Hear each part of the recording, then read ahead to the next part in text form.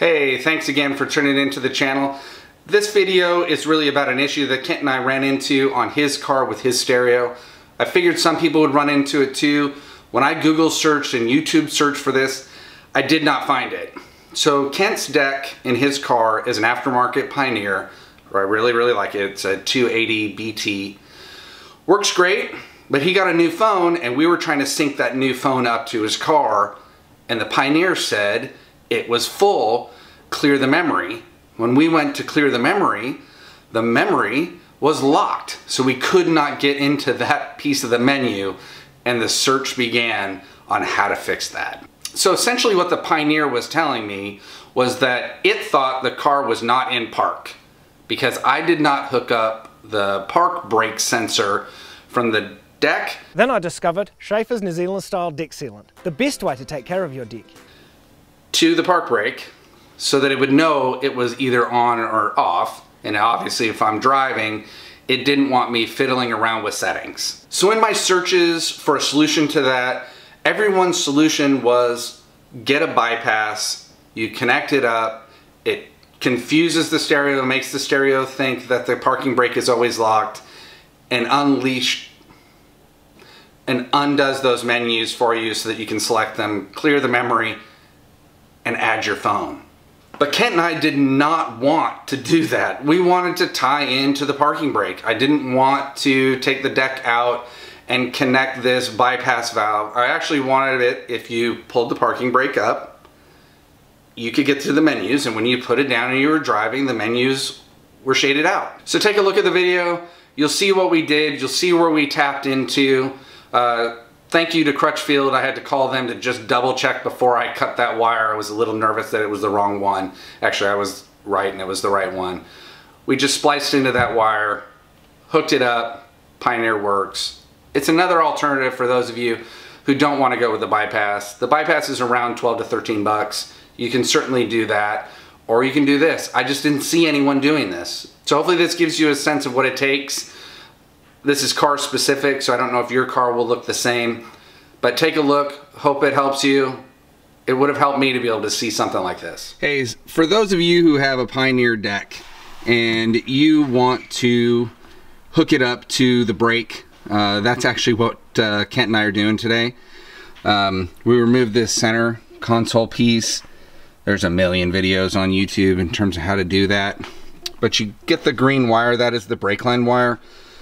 And we are going to splice into that red and yellow wire there. That tells the car that the parking brake is either engaged or not.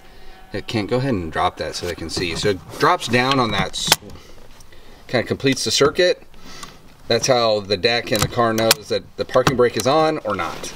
So the deck won't play video and it won't let you access a bunch of the menu functions unless that is engaged or that switch is clicked up. So we're gonna cut into that, splice into that, solder it, put it back so that not only can we do video, we can do what we really need to do, which is to get into some of the menus that are locked because the car thinks it's moving.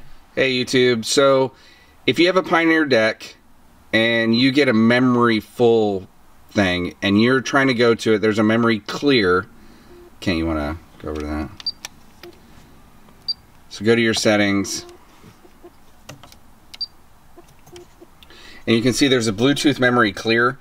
Ours is lit up, and the reason it's lit up is that we installed the parking brake to our actual parking brake. So you can see the parking brake presses down on that little sensor there when it's off and lifts up on the sensor when it isn't.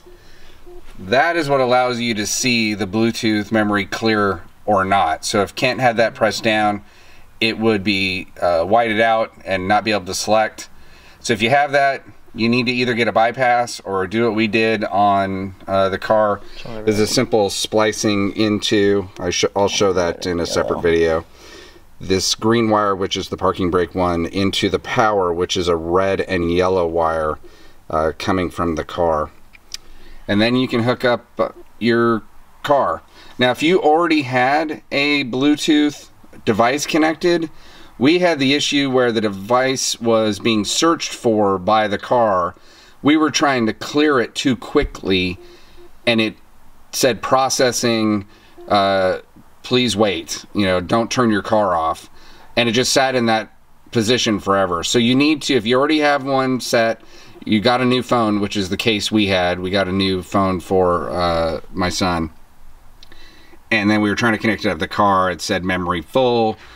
Then we tried to go to get the phone hooked up. It wouldn't hook up. We couldn't get it to clear. So we went through this process. So let the Pioneer deck hook up, or try to hook up to the phone that you don't have anymore. Then say no. Then go to clear, and then pair as normal. So hope that helps you out. We were a bit frustrated when it didn't work well for us. All right, take care. All right, so end of this video. This was just meant as a helpful video. Hope it helps you if you're watching it. We'll get back to our normal videos now. If I find something else like this and I think it can help out the community, I'm certainly gonna post it. But anyway, keep modding.